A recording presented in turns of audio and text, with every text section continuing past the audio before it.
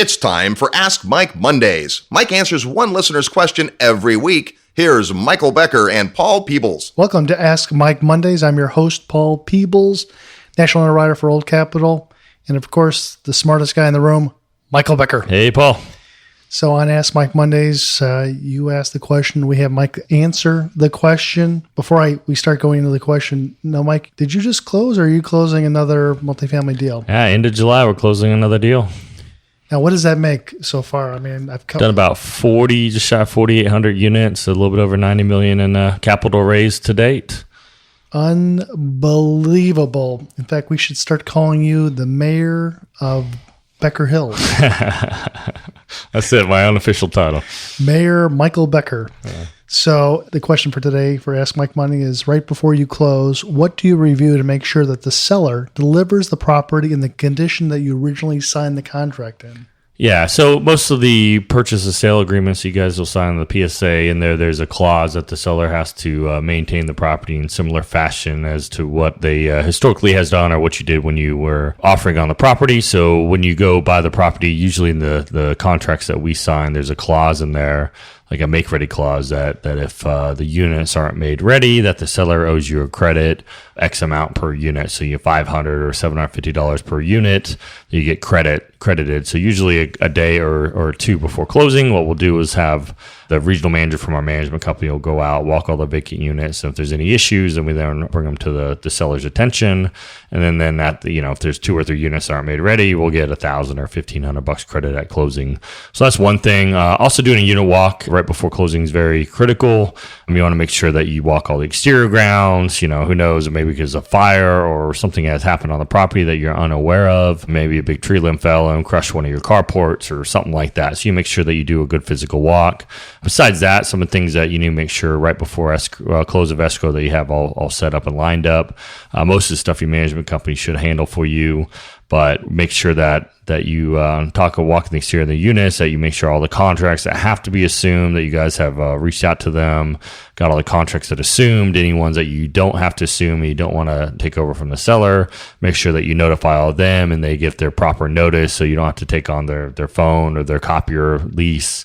And make sure all the ones that you want to have, all your service contracts and vendors are all set up as well. Another thing that you need to make sure you do is you have like a notice to the tenants that the property change hands, you got to pay rent to this new entity at the office name. So those are some of the things that you do right before you close, both physically and with the contracts and the tenant notice. And when you walk properties, have you been surprised sometimes? Yeah, it's a good practice. We watched some of the vacant units, and then when we're walking one of our properties, we found out that some of the units they didn't show us. The regional managers kind of just talking with the maintenance guy walking around and found out that we had some damage in some occupied units that the seller didn't disclose to us. It was actually a casualty event the seller didn't actually disclose to us during escrow.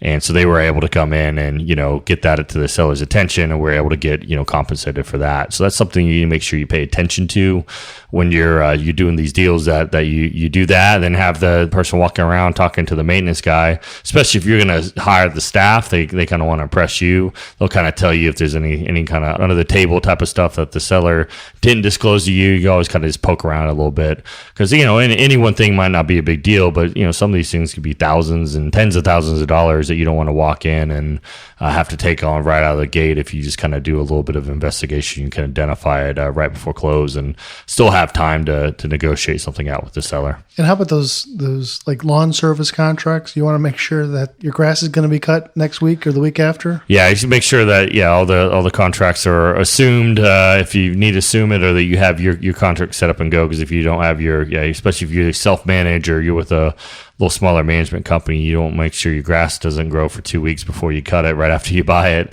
That's not a good way to lease units with tall grass. That usually is a turn off to most prospective tenants. That sounds good. Mike, who's the busiest guy I know. Now, you've raised over $90 million in equity from investors, Mike? That's right. You have about 275 unique investors? That's right. That's a lot of K1s, isn't it? A lot of K1s. That's right. If people were interested in working with your group, what's the best way to build a relationship with you? I'll just send everyone to our company's website, which is www.spiadvisory.com. That's SPI like spy advisory.com. And there's a contact form. Just kind of fill in your name and email, and one of our team members will reach back up, and we'll set up a quick call or something, give you guys some more information about our company. And that's usually the best way to go about reaching out to us.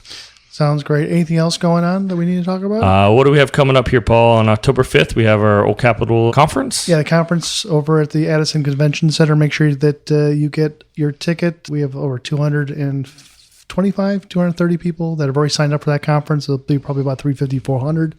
And we're still 4 months out from it.